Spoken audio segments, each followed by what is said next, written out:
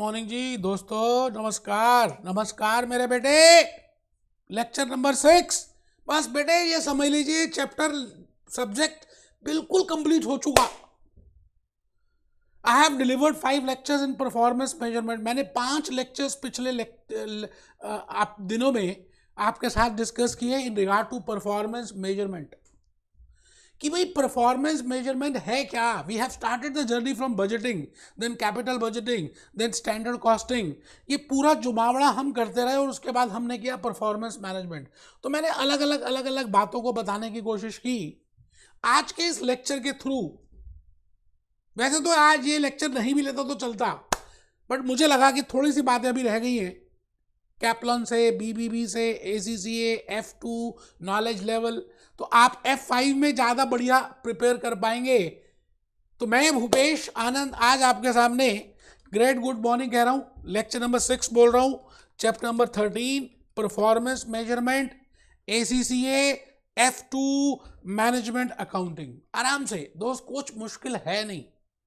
We have already seen, we have completed so many chapters. We are on the verge of completing F2. आज का ये जो lecture है बड़ा ही simple सा छोटा सा लेक्चर है कि आप अगर परफॉर्मेंस मेजरमेंट कर रहे हैं तो वी हैव सीन कि भाई परफॉर्मेंस मेजरमेंट के लिए we have financial measures, we have financial performance measures. We can calculate the major liquidity, the profitability, the risk factor, the activities. Then we can check the divisional performance. And then in the last lecture I told you something about non-financial performance measures, कि कुछ ऐसे measures भी होते हैं जो non-financial performance होते हैं। It mean सारी चीजें फाइनेंस से नहीं, फाइनेंस के अलावा से भी यू कैन जज that whether that organisation, whether that entity, whether that SME, whether that new undertaking is doing good और नॉट।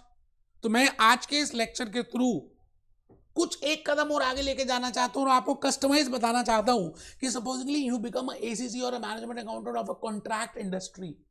अगर आप किसी ऐसी इंडस्ट्री के मैनेजमेंट अकाउंटेंट बन जाएं जिनका काम ही कॉन्ट्रैक्ट है, बड़े बड़े प्रोजेक्ट्स, लंबे लंबे projects, it is more than 12 months, तो आज हम उन सभी बातों को करेंगे। आप रजिस्टर ओपन कर लें जी प्लीज सभी। और कैप्लन का आज आपके सामने होना बड़ा इंपॉर्टेंट है। कैप्लन से मैं आज काफी कुछ बताने वाला हूं, समझाने वाला हूं। Firstly we will prepare the hand written slides. हम सबसे पहले हाथ से बनी हुई स्लाइड्स को दिखाएंगे और उसके बाद हम उसको लिखेंगे। हम लॉजिक्स और कंसेप्ट को समझने की कोशिश करेंगे और उसके बाद then when we see Kaplan और व्हेन वी सी बीबीबी, तो you will be able to understand that what I want to say you in regard to that how I can measure the performance in a customized industry, in a focus industry. If I want to judge the performance of a job industry, if I want to judge the performance of a batch industry, we have seen in chapter number 9 or in 7th chapter that what are the different techniques of costing for calculating the cost. जो हमने पहले 9 chapters किए थे उसमें ये technique भी discuss की थी कि जॉब कॉस्टिंग क्या होती है, कॉस्ट शीट कैसे बनाते हैं, बैच कॉस्ट शीट क्या होती है, प्रोसेस कॉस्टिंग क्या होता है, सब बताया था। दोस्तों मैं आज आपके सामने एक नई बात रखूंगा। आपको ये आता है फिर भी हम थोड़ा सा ऊपर लिखेंगे पहले। Performance measurement for different types of organisations. Performance measurement, performance measurement, performance measurement, performance measurement for different types of organisations. देखिए अब ये हैं सारी manufacturing industries because they are producing something. when raw material is being input and then output is there, then they are producing something. All these are manufacturing industries. तो मैंने आपको वैसे logically manufacturing industries में बताया था कि we check the profitability, we check the liquidity, we check the equity activity, we check the risk factor. फिर मैंने आपको बताया था we check the non financial performance measures. फिर हम स्टैंडर्ड कॉस्टिंग करते हैं, लेबर टर्नओवर देखते हैं। बड़े सारे ऐसे क्राइटेरिया हैं जिसकी बेसिस पे we can check that whether that manufacturing industry is doing good और नॉट। बट स्टिल आज ये लेक्चर क्यों? क्योंकि मैं कुछ और एडिशनल बातें कस्टमाइज बताना चाहता हूं। क्योंकि मैन्युफैक्चरिंग इंडस्ट्रीज में process costing is a technique, job costing is a technique, batch costing is a technique, contract costing is a technique। तो इनके कुछ अलग से स्पेशल फीचर्स भी हैं। जैसे पनीर आप खाते हैं तो पनीर शाही पनीर भी हो सकता है, पनीर क्रीम भी हो सकता है, पनीर लबाबदार भी हो सकता है, पनीर मसाला भी हो सकता है तो पनीर, लेकिन थोड़ा थोड़ा टेस्ट सबका अलग अलग होता है। तो मैं आज के इस लेक्चर के थ्रू आपको अलग अलग थोड़ा थोड़ा टेस्ट दिखाना चाहता हूं, so that you can get an idea. और अगर आपको एमसीक्यूज आए, you can easily attempt that, examination kit easily कर पाए, ये सभी बातों को इजीली हो पाए। आइए जी, मैं भूपेश आनंद आज आपके सामने खड़ा हूं और आपको कहता हूं आप लिखें performance measurement for different types of industries और ऑर्गेनाइजेशंस।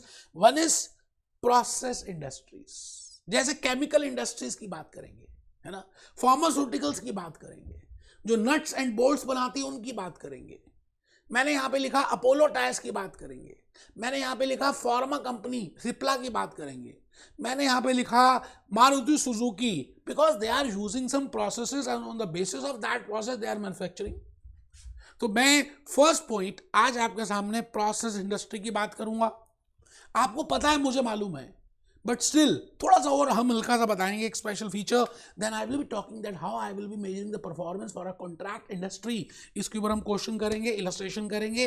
बेटे कॉन्ट्रैक्ट इंडस्ट्रीज कौन सी होती है? जो ब्रिजेस बनाते हैं, फ्लाईओवर्स बनाते हैं, बिल्डिंग्स बनाते हैं, जिसमें समय ज्यादा लगता है, 1 साल से ज्यादा लग ही जाता है। उन इंडस्ट्रीज को, उन कंपनीज को हम बोलेंगे they are named as contract industries. तो हाउ टू जज that? No doubt we have performance measures, we have non-performance measures, we have standard costing, we have labor turnover, but contract एक अलग feature है, थोड़ा सा और इसके सेपरेट फीचर्स हैं। इसमें कुछ वर्क सर्टिफाइड की बातें होती हैं, इसमें कॉन्ट्रैक्ट प्राइस की बातें होती हैं, इसमें प्रॉफिट कैलकुलेशन की बातें होती हैं, इसमें एस्टिमेटेड प्रॉफिट की बातें होती हैं। तो मैं आज आपके सामने ये सारी बातों को डिस्कस करूंगा। तो कॉन्ट्रैक्ट में थोड़ा सा और हमें पता होगा तो we can easily attempt the question. तो आपने मैन्युफैक्चरिंग में सबसे पहले लिखा प्रोसेस इंडस्ट्रीज, प्रोसेस इंडस्ट्रीज में फिर नीचे लिखा कॉन्ट्रैक्ट और infra industries, for example Larsen and टोरबो एंड डीएलएफ। फिर थर्ड लिखा job costing, it means ACCA.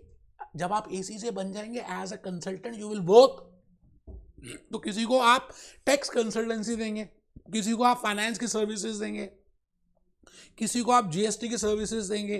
तो क्या है? This is nothing but a job costing.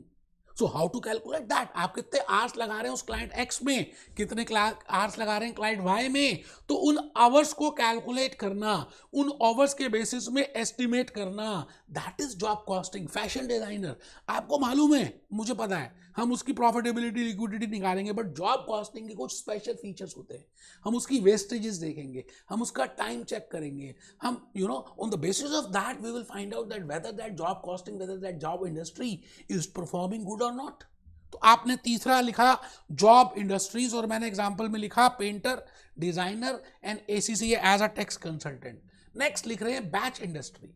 अभी मैं कैप्लन में लेके जाऊंगा यार, आप घबराइए मत, आपको आता है सब कुछ, फिर भी आप लिखेंगे और फिर कैप्लन से पढ़ेंगे तो ज्यादा समझ आएगा। बैच इंडस्ट्री, बैच इंडस्ट्रीज का मतलब है कि जो झुंड में काम करती हैं, जो झुंड में यूनिट्स बनाते हैं, जैसे क्लॉथ मैन्युफैक्चरिंग कंपनी। मैंने लीवाइस का एग्जांपल दिया था जब at the time I discuss batch. तो cloth industry, pen manufacturing companies, paints, Nerolac paints, वो क्या करते हैं? बैचेस में यूनिट्स बनाते हैं। एक बैच होता है 1000 यूनिट का, 1000 यूनिट्स का, 10,000 यूनिट्स का। On the basis of that they produce. No doubt we have already seen the performance measures, but there can be some specific features for batch industry also.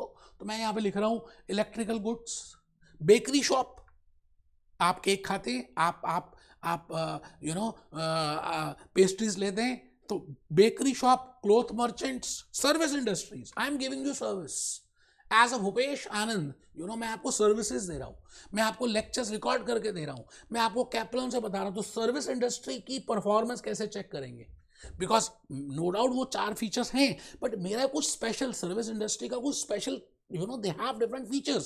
How we will check the performance of HDFC Bank, how we will check the performance of Barclays Finance, how we will check the performance of British Airways, how we will check the performance of Jet Airways, because they are giving services. Delhi metro की services, Mumbai metro services, तो इन metros या in service industries में कुछ additional और performance measures हम एक दो देखेंगे कैपलॉन से, बीबीबी से, so that we can get an idea कि भाई these are the additional measures on the basis of which we can estimate service industry. तो आप लिखेंगे banking, insurance, electricity, water, airways, मैंने ब्रिटिश एयरवेज की बात की, मैंने बार्कलेस फाइनेंस की बात की, मैंने Bank of England and Wales की बात की। तो आइए जी इन सभी बातों को पहले हम आराम से बेटे एक बार कैपलॉन से देख लें। आपको मैंने कहा था ना कि आज आपका कैपलॉन का होना बड़ा ही जरूरी है दोस्त। ये देखिए जी, मैन्युफैक्चरिंग इंडस्ट्रीज में मैंने आपको बताया था, in case of manufacturing industries no doubt we go for financial indicators, हम प्रॉफिटेबिलिटी, लिक्विडिटी निकालते हैं, हम नॉन फाइनेंशियल प्रोडक्टिविटी, क्वालिटी देखते हैं। We have seen in the last lecture how to calculate the productivity, what are the ratios for which, what is capacity ratio, what is this ratio, and how we can judge the quality. फिर variance analysis क्या होता है, labor turnover क्या होता है। But आगे देखिए जी, अब जो बात आ रही है वो बड़ी प्रीशियस है। We need to consider what would be appropriate measures of of performance for different costing techniques। मतलब इसके साथ साथ आपको कुछ और भी मेजर्स पता होने चाहिए, क्योंकि सभी कंपनीज का, सभी टाइप्स ऑफ इंडस्ट्रीज का, सभी टाइप ऑफ कॉस्टिंग टेक्निक्स का कुछ अलग अलग फीचर भी है। तो हमें परफॉर्मेंस मेजर्स उस फीचर्स के हिसाब से भी चेक करने चाहिए। जैसे मैं सबसे पहले स्टार्ट करूंगा, मैं सबसे पहले प्रोसेस कॉस्टिंग की बातें करूंगा, फिर आता हूं इसमें। मैं भूपेश आनंद आज आपके सामने पहले प्रोसेस कॉस्टिंग की बात कर रहा हूं। प्रोसेस कॉस्टिंग का मतलब है कि जब आप प्रोसेसेस रखते हो, जैसे प्रोसेस ए है ना, ए की आउटपुट बी में जाएगी, बी की आउटपुट सी में जाएगी। We have seen that how we can prepare the process account. अब आपको पता है जी प्रोसेस अकाउंट में नॉर्मल लॉस होता है, in process account we have abnormal loss, in process account we have abnormal gain. हमने ये सभी बातें सीखी हैं and even we have learn that how to prepare a process account. What is scrap? What is abnormal loss? Why it is there? What are the reasons for that? And who will bear that? तो अगर एक process industry है ना, एक chemical industry है, एक pharmaceutical industry है, एक नट एंड बोल्ट्स बना रहे हैं, तो मैं क्या करूंगा, अपोलो टायर्स है, मारुति सुजुकी है, तो मैं चेक करूंगा कि ये नॉर्मल लॉस कितना कर रहे हैं, होना कितना चाहिए था, लॉस है कितना। भाई एक बच्चे को ACCA with in 1.5 year 2 year में कंप्लीट कर लेनी चाहिए, एक्चुअली में कितने ईयर्स में कंप्लीट की। तो आई कैन सी कि लॉस कितना हो रहा है। नॉर्मल लॉस ठीक है, 1-2 अटेम्प्ट नहीं हुआ, बट उससे ज्यादा है तो बेटा दैट इज अबनॉर्मल लॉस। इसका मतलब आप ध्यान से नहीं पढ़ रहे। तो वी कैन जज from there also that how much is your performance. तो यही बात यहाँ पे लिखी हुई है, process costing is used when this levels of abnormal loss, levels of production time, हम टाइम देख लेंगे, एबनॉर्मल लॉस की कैलकुलेशंस कर लेंगे, नॉर्मल लॉस की कैलकुलेशंस कर लेंगे, और उन सभी के बेसिस पे ये कैलकुलेट कर लेंगे। बेटे आई थिंक आप बात को समझ पा रहे हैं। मैं नेक्स्ट पॉइंट पे आ गया हूं, जॉब कॉस्टिंग। बेटे मैंने कहा ना ACCA tax consultant is a job accountant, वो जॉब कॉस्टिंग ही तो कर रहा है। आप टैक्स कंसल्टेंसी सर्विसेज दे रहे हो, आप अकाउंटिंग सर्विसेज दे रहे हो, आप ऑडिटिंग सर्विसेज दे रहे हो। एक फैशन डिजाइनर, एक ब्यूटी पार्लर क्या कर रही है, आईब्रोज ठीक कर रही है, तो वो जॉब अलग है, फेशियल करने का जॉब अलग है, थ्रेडिंग करने का जॉब अलग है। इट मीन्स जॉब कॉस्टिंग के नो डाउट वो मेजर्स तो हैं, बट कुछ एडिशनल भी होंगे। तो हम यहाँ पे कॉस्ट कंट्रोल की बात कर रहे हैं, टाइम मैनेजमेंट की बात कर रहे हैं कि आप कितना टाइम उस पर लगा रहे हो, आपकी कॉस्ट कितनी आ रही है। तो बेटे देखो, job costing is used to cost individual unique jobs. Job costing is a contract costing on a similar this and time, therefore many of the performance measures will be identical। वो तो होंगे ही, कुछ अलग भी तो होगा। आप जब कहते हो जी मुझे पनीर लबाबदार चाहिए, तो पनीर लबाबदार का कुछ टेस्ट शाही पनीर से अलग होना चाहिए या नहीं होना चाहिए। तो जॉब कॉस्टिंग में हम कॉस्ट कंट्रोल और टाइम मैनेजमेंट को देखेंगे कि आपने कितना टाइम लगाया और आप उस 1 घंटे का रेट कितना दे रहे हैं, ठीक है, रेट कितना चार्ज कर रहे हैं। तो this is for example practising accountants. ACCA can be a practising chartered accountant in 180 countries. Garages, printers, tree, it means we will see कि ये कॉस्ट कितना कंट्रोल कर रहे हैं, कि भाई एक सर्विस दे रहे हैं तो कितना कॉस्ट इनका लग रहा है, क्या वो कंट्रोल भी कर पा रहे हैं या नहीं, and how much is the time they are managing. तो जॉब कॉस्टिंग समझ आ गया बेटे। अब मैं इसके बाद बताऊंगा बैच, और फिर आऊंगा कॉन्ट्रैक्ट, और कॉन्ट्रैक्ट में कुछ क्वेश्चंस भी करने हैं। तो चलिए जी, being a halfway house between job and process. वो कहता है जी बैच जो है ना जॉब और प्रोसेस के बीच का है। जब आप झुंड में काम करते हैं, क्लॉथ मर्चेंट्स, लीवाइज जीन्स है ना, लीग ऊपर jeans, they are producing jeans in batches, एक एक नहीं बनाते, और बनाते ही नहीं रहते, ऐसा भी नहीं होता, दे प्रिपेयर इन बैचेस। ठीक है जी। तो in this case also again this would could be considered, and we will see the different areas, quality of loss कितना हुआ, level of inventory held, over heating time, baking time bakers में। तो आपको थोड़ा सा एक आइडिया लग गया है बेटे। मैं आज आपके सामने इस समय कॉन्ट्रैक्ट कॉस्टिंग की बातें करूंगा, क्योंकि इसमें एक क्वेश्चन दिया हुआ है कैप्लन ने, बीबीबी ने। We will be doing that, illustration करेंगे, उस क्वेश्चन को डिस्कस करेंगे, क्योंकि कॉन्ट्रैक्ट इंडस्ट्री की टेक्निक आपने उस चैप्टर में नहीं की, because that was not covered. तो थोड़ा सा इन्होंने एग्जांपल दिया, तो मुझे कॉन्ट्रैक्ट कॉस्टिंग की टेक्निक थोड़ी सी बतानी पड़ेगी। बेटे कॉन्ट्रैक्ट इंडस्ट्री क्या होती है? जो बड़े बड़े ब्रिजेस, फ्लाईओवर्स, सी पोर्ट्स, एयरपोर्ट्स, रेलवे स्टेशन या जो कुछ भी बनाते हैं जिसमें 12 महीने से ज्यादा समय लग जाता है, आप एक कॉन्ट्रैक्ट ले लेते हैं, उसका कॉन्ट्रैक्ट प्राइस होता है ना। जैसे ब्रिटिश गवर्नमेंट ने यूके गवर्नमेंट ने एक कॉन्ट्रैक्ट दे दिया कि भाई ये काम आपने करना है, आपको 2 साल लगेंगे, जो भी टाइम पीरियड लगेगा आप बताइए कितने में खत्म करेंगे और हम इतना अमाउंट देंगे आपको। और आप धीरे धीरे वो प्रोडक्शन उसको बनाना स्टार्ट कर देते हैं, उस बिल्डिंग को बनाते हैं, उस सी पोर्ट को बनाते हैं। अब कुछ खर्चा होता जा रहा है आपका। अब है क्या कि उस इंडस्ट्री में जो जो आप एक्सपेंस करते जा रहे हैं, जो मटेरियल का, लेबर का, मशीनरी का, ओवरहेड्स का, अब एक 12 महीने में you have to close that, you know, but वो कभी कंप्लीट नहीं हुआ, that is work in progress, that is named as contract account. और उस कॉन्ट्रैक्ट अकाउंट में आपको एक सर्वेयर बुलाना पड़ता है, इंजीनियर बुलाना पड़ता है कि भाई इंजीनियर साहब ये बताएंगे कि एक्चुअली में वर्क कितना हो गया, आपने कितना खर्चा किया और कितना काम कर दिया। तो जो इंजीनियर सर्टिफिकेट देगा, that is named as work certified. I repeat my dear friends, because समय लंबा लगेगा, आपको ह्यूज टाइम पीरियड लगने वाला है, तो आप अपना काम तो शुरू कर देते हैं, लेकिन आफ्टर एवरी 12 मंथ्स और जो भी पीरियड का आप कॉन्ट्रैक्ट अकाउंट बना रहे हैं, you have to get a certificate from the engineer, from the architect, from the surveyor, that how much work he certifies that has been done. 60% has been done, 30% has been done, 80% has been done, और अभी कितना काम बाकी है, 20% रहता है, 40% रहता है, और कितना हो गया। देखिए दो बातें मैं कह रहा हूं, कितना हो गया और कितना बाकी है। बात अभी बाकी है। और सर्टिफिकेट, जो सर्टिफिकेट इंजीनियर देगा, यूके गवर्नमेंट जो भेजेगी अपने सर्वेयर, तो वो सर्टिफिकेट देगा, जो साइट पे जाएगा वहां देखेगा काम कितना हो रहा है, प्लांट है साइट कितना है, क्रेन्स खड़ी हैं, लेबरर्स हैं, तो उसके बाद वो सर्टिफिकेट देगा। और उसके बाद वो भी देखेगा कि अभी और कितना खर्चा हो सकता है, टोटल प्रॉफिट कितना होगा। उन सभी के बेसिस पे हम उस कॉन्ट्रैक्ट की परफॉर्मेंस को चेक करेंगे।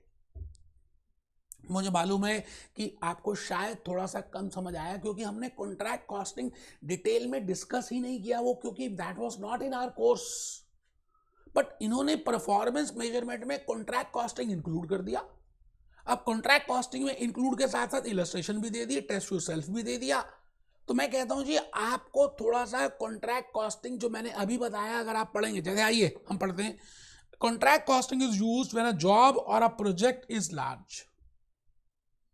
मैंने जैसे बताया कि जब एक प्रोजेक्ट लार्ज होता है, बड़ा होता है, and take a significant length of time, बहुत लंबा समय लेता है, in view of the large scale of many contracting operations, cost control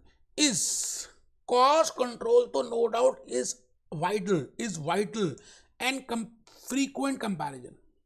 cost control तो बड़ा इंपॉर्टेंट है, क्योंकि आपने कितना सोचा था उसके बेसिस पे टेंडर लिया, आपने कॉन्ट्रैक्ट प्राइस बताया। अब अगर आपका खर्चा बढ़ जाएगा तो they will not increase the contract price.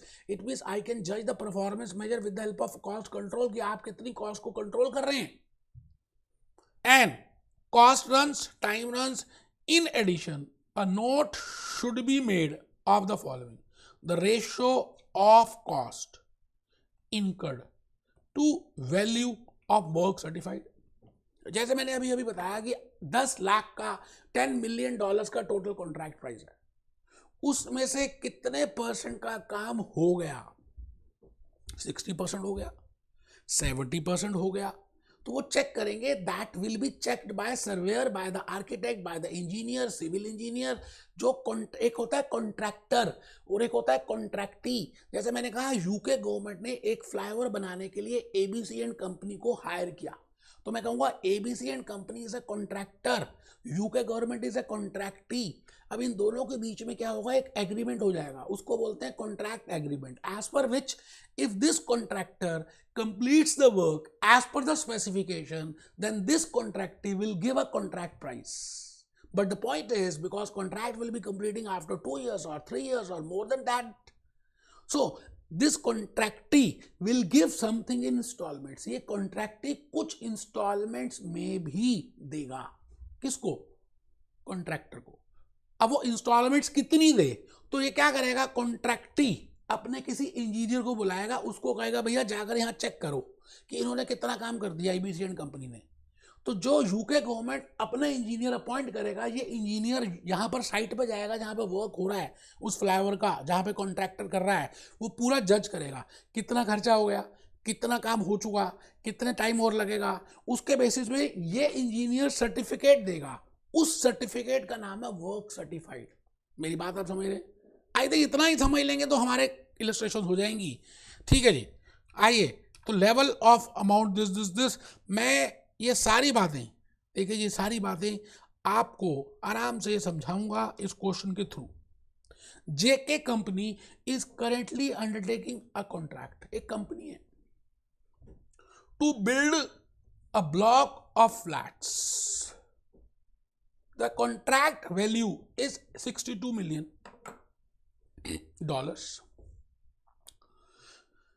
Contract की वैल्यू है $62 मिलियन। मतलब जब ये पूरा काम खत्म हो जाएगा तो फिर कॉन्ट्रैक्टी कॉन्ट्रैक्टर को, यहां पर कॉन्ट्रैक्टर कौन है, JK housing company, he is contractor, he is contractor, JK housing company is contractor. ठीक है जी। Work certified, work certified check कर लीजिए। वर्क सर्टिफाइड का मतलब क्या है, जो सर्वेयर ने, जो इंजीनियर ने वर्क सर्टिफाइड किया, कॉस्ट इनकर टू डेट, अभी तक जो खर्चा हो चुका, मतलब समय तो लगेगा, अभी कंप्लीट थोड़ी हुआ है, अभी तो समय लगेगा। यहां तक खर्चा कितना हुआ, यहां तक कितनी कॉस्ट सर्टिफाइड है, फ्यूचर कॉस्ट टू कंप्लीट, और अब यहां पे कितना और लगने वाला है।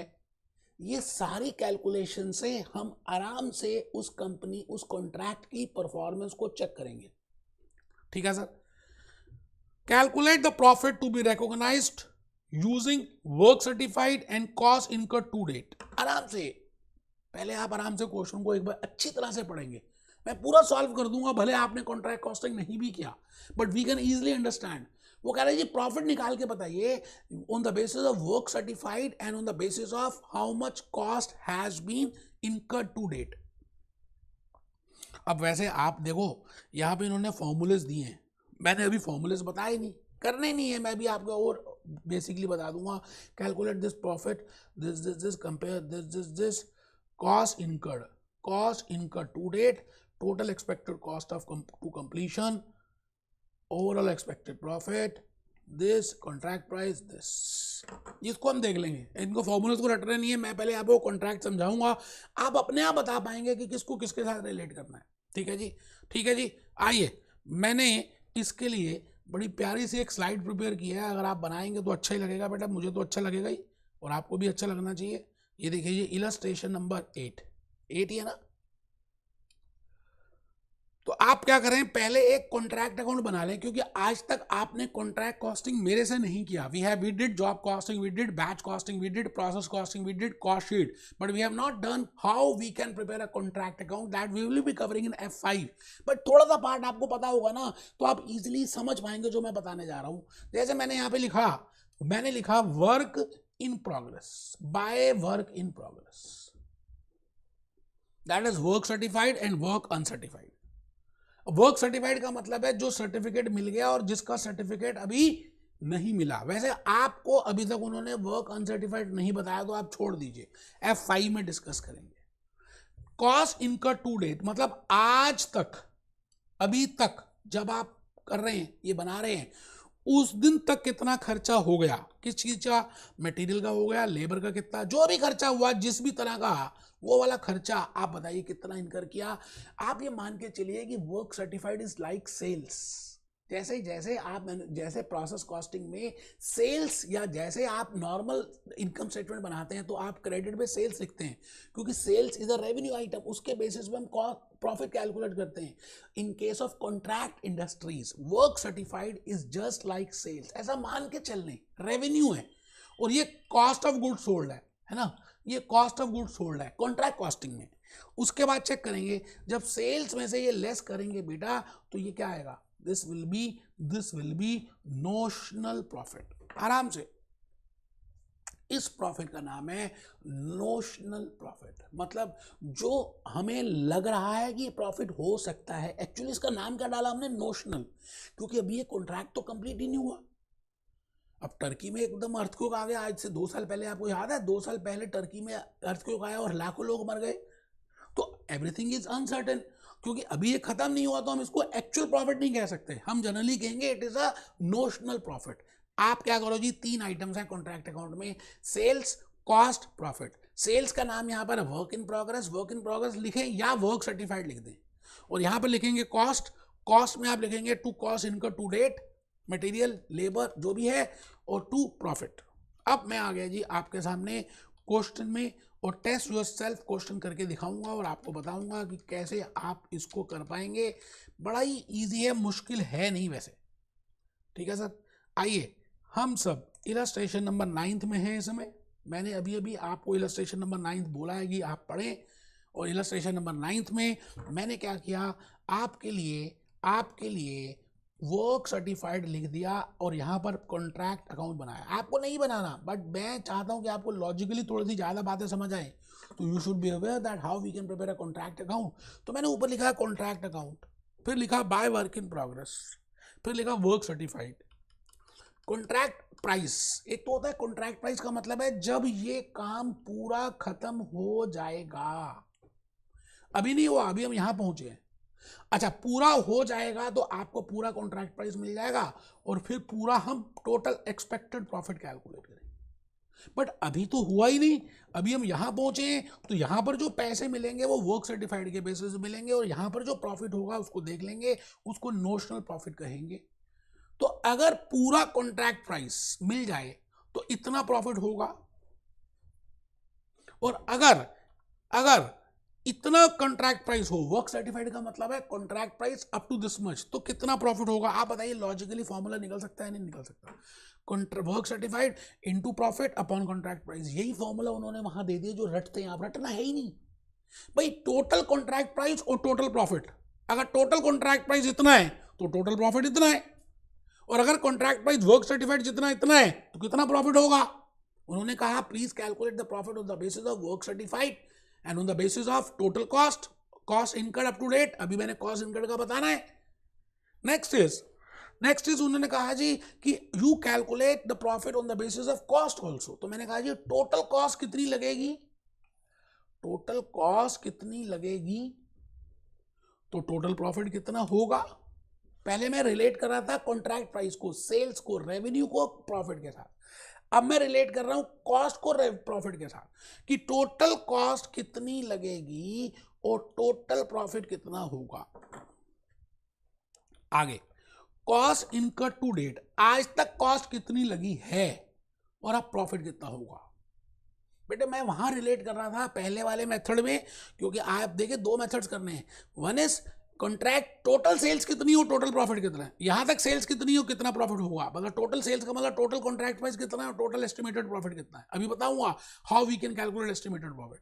तो यहां तक अगर वर्क सर्टिफिकेट इतना है तो how much will be there, similarly how much will be the total cost जो हमें लगता है इनकर होगी, अभी होगी क्योंकि अभी हमने पूरा कंप्लीट नहीं किया, तो इतना प्रॉफिट होगा, इतनी कॉस्ट है तो कितना होगा। आइए जी मैं इसको एक बार प्रैक्टिकली करके दिखा दूं, आप फॉर्मूला लिख लें, लिखना है ही नहीं, मतलब रटना नहीं है, लिख तो लें। लॉजिकली मैंने आपको बता दिया कि इतना है तो इतना, इतना है तो फिर कितना। Please do it, cost income to date upon total expected cost into overall profit. मैं आज आपके सामने टेस्ट योरसेल्फ 9th के क्वेश्चन की तरफ बढ़ रहा हूं और आज आपको विद इन सेकेंड्स कैलकुलेट करके दिखा दूंगा कि मैं क्या कहना चाहता हूं। मैं कलर चेंज कर रहा हूं सो दैट आपको एक आइडिया लग जाए कि मैं कहना क्या चाह रहा हूं।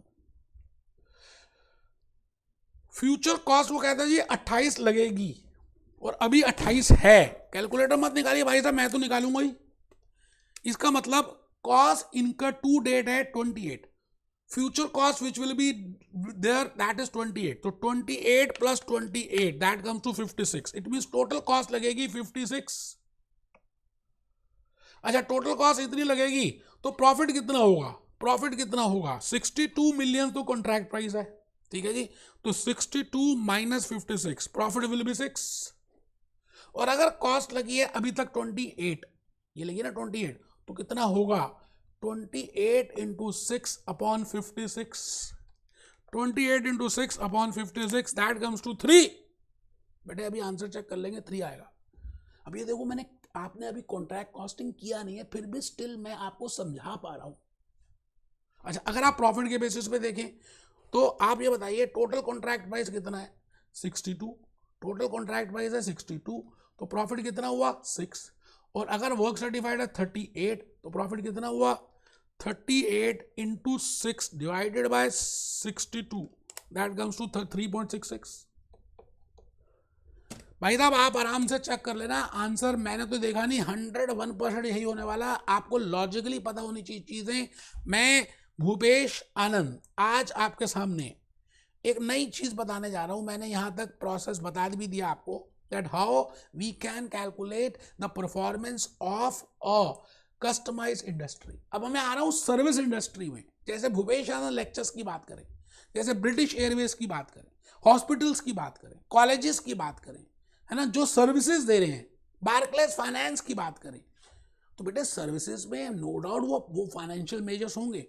फाइनेंशियल परफॉर्मेंस मेजर्स को देखेंगे, नॉन फाइनेंशियल परफॉर्मेंस मेजर्स को देखेंगे, प्रोडक्टिविटी देखेंगे, क्वालिटी देखेंगे, स्टैंडर्ड कॉस्टिंग करेंगे, लेबर टर्नओवर देखेंगे। बट उसके साथ कुछ और भी, मैं कहता हूँ ये चॉकलेट चिप है, तो चॉकलेट चिप और नॉर्मल चॉकलेट के आइसक्रीम में डिफरेंस होना चाहिए या नहीं होना चाहिए?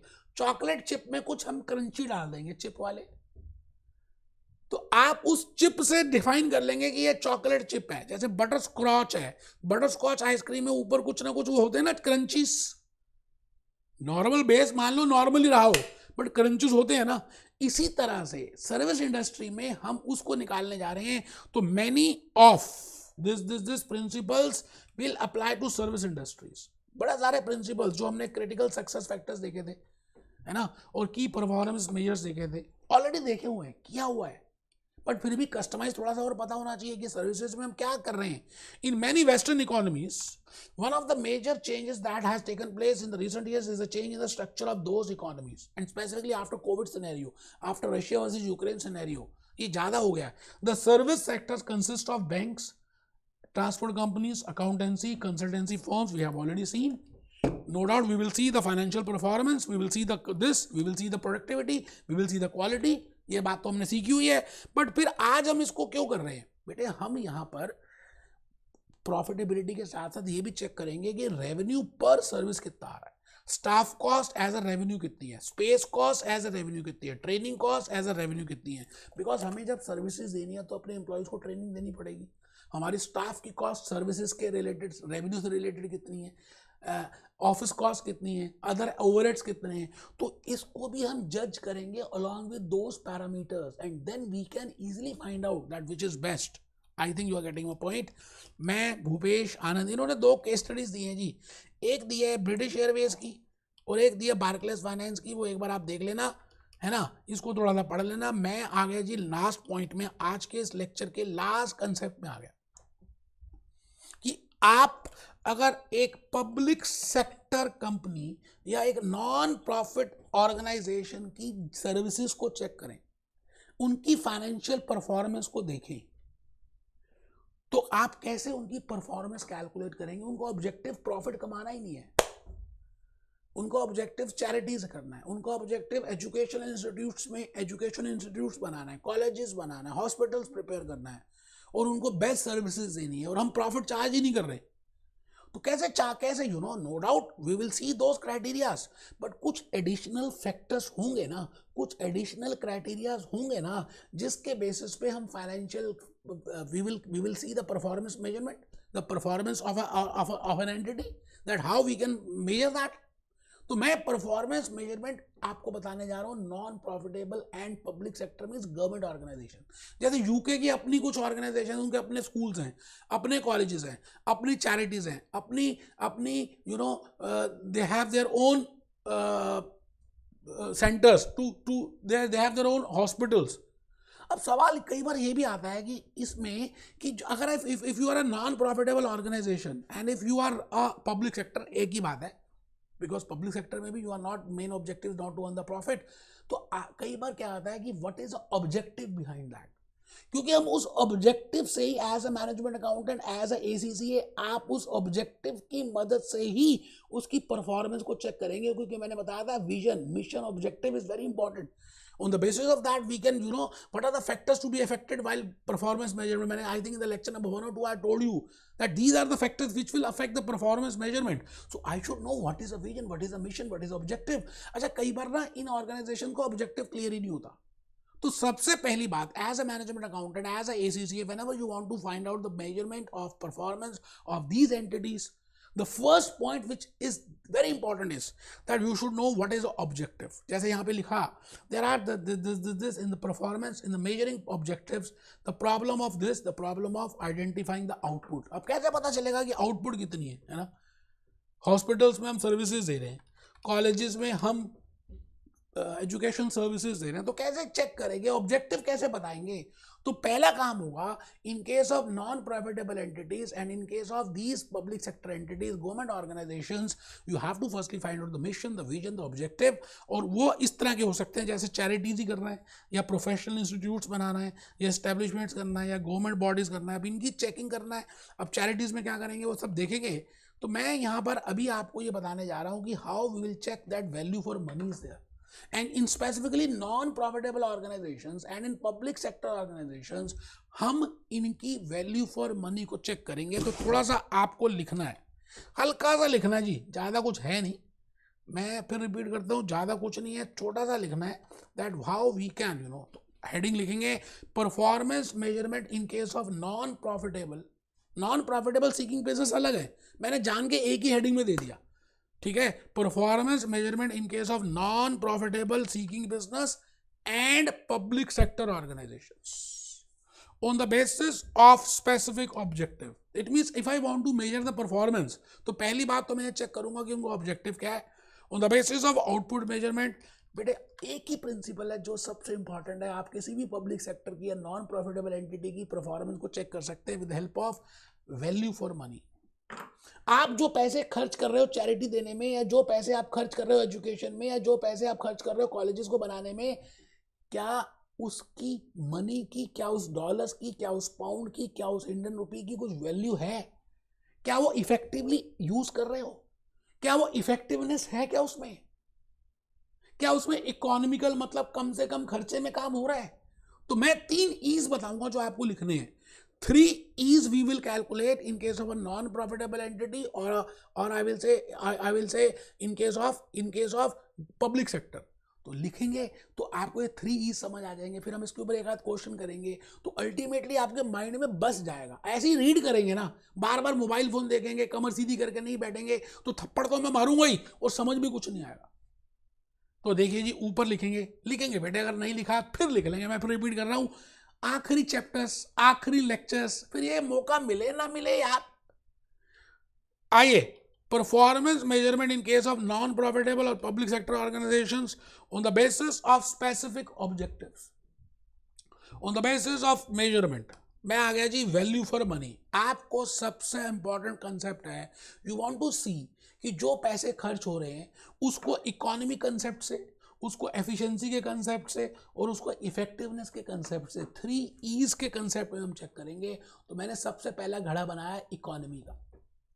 इकोनॉमी में मैं लिखूंगा जी standard input upon actual input, मतलब कितनी इनपुट होनी चाहिए थी और एक्चुअली में कितनी हुई। जो हम वेरिएंस कॉस्टिंग में करते हैं, वेरिएंस एनालिसिस में करते हैं, स्टैंडर्ड कॉस्टिंग में करते हैं, standard material, standard quantity, standard time. तो स्टैंडर्ड हम यहाँ पर लिख रहे हैं स्टैंडर्ड इनपुट, कितना स्टैंडर्ड इनपुट लगना चाहिए था और एक्चुअली में कितना लगा, हम उसके बीच की मोहब्बत, उसके बीच की रिलेशनशिप कैलकुलेट कर रहे हैं। Standard input with respect to actual input, तो standard input upon actual input, standard input upon actual input, standard input upon actual input into 100, standard input upon actual input into 100, ये calculate करेंगे जी। पहला है economy, फिर हम efficiency calculate करेंगे। अच्छा, efficiency तो हमेशा आउटपुट से रिलेट करता है, तो एफिशिएंसी का मतलब क्या है कि 1 घंटे में कितने क्वेश्चन करने थे आपने और कितने किए, तो actual output upon actual input, कितने घंटे बैठे और उसमें कितनी पढ़ाई हुई, तो आउटपुट से रिलेट करता है। तो actual output with respect to actual input लिखेंगे बेटा। बेटे एफिशिएंसी एक सेकंड मेजर है जो पब्लिक सेक्टर और नॉन प्रॉफिटेबल के लिए हेल्प करेगा। आप लिखेंगे तो नींद नहीं आएगी, मैं सच कह रहा हूं, फिर आपको मैं खड़े होकर पढ़ा रहा हूं यार। Economy, actual output upon actual input, actual output upon actual input, actual output upon actual input. Third है जी effectiveness, actual output upon standard output, actual output upon standard output. आप देखिए मैंने पहले standard input actual input compare किया, फिर actual output actual input compare किया, फिर स्टैंडर्ड आउटपुट एक्चुअल। तो आपको थोड़ा सा इस बात को ध्यान में रखना है, फिर इजीली हो जाएगा। मैं आपको दोबारा से कैप्लॉन में लेके जा रहा हूं, आप नाराज मत हो बेटे, नाराज बिल्कुल भी मत हो। मैं फिर रिपीट करता हूं, आप यहां पर चेक करेंगे economy, efficiency and effectiveness. It measures, economy is an input measure, ये देखो लिखा भी हुआ है। Efficiency links input with output, effectiveness links output with objectives. It measures the relationship between money spent and the input. और नीचे देखिए बड़ा प्यारा सा उन्होंने फ्लो चार्ट प्रिपेयर किया है कैप्लॉन ने। Value for money, value for money हम कैसे निकालेंगे in case of a company, in case of a public sector company, because उनका प्रॉफिट तो है ही नहीं, they are a non profitable entity. No doubt जो रेशोज निकल सकती होंगे हम निकालेंगे, लिक्विडिटी रेशोज निकालेंगे, रिस्क फैक्टर्स निकालेंगे, बट प्रॉफिटेबिलिटी नहीं निकलेगा, कोई बात नहीं। उसकी जगह हम क्या कर रहे हैं, इकोनॉमी निकालेंगे, एफिशिएंसी कैलकुलेट करेंगे, इफेक्टिवनेस निकालेंगे, इकोनॉमी में मनी स्पेंड देखेंगे, इनपुट परचेज देखेंगे। अब ये देखिए ये रिलेशनशिप है, आप आराम से इन रिलेशनशिप को देख सकते हैं। मैं चाहता हूँ कि इसको थोड़ा सा पढ़ें और एक छोटा सा क्वेश्चन है उसको करें। बेटे मुझे ऐसा लगता है कि मैंने बहुत ज़्यादा बता दिया, आप अगर इसको कर लेते हैं तो मुझे सच में खुशी मिलेगी बेटे। एक तो ये छोटा सा एक क्वेश्चन है, इसको कर लेंगे बेटे। मैं ये छोटे छोटे क्वेश्चन एक बार कर लेंगे। मैं बस एक लेक्चर और रह गया, लेक्चर नंबर 7, उसमें कॉस्ट कंट्रोल एंड रिडक्शन बताना है। मुझे मालूम है कि आपने वो एक आध क्वेश्चन देख लेंगे, ईजी है, कुछ ज़्यादा मुश्किल है नहीं, मैंने देख लिए। मिलते हैं लेक्चर नंबर 7 में। Be happy, be jolly, be chill.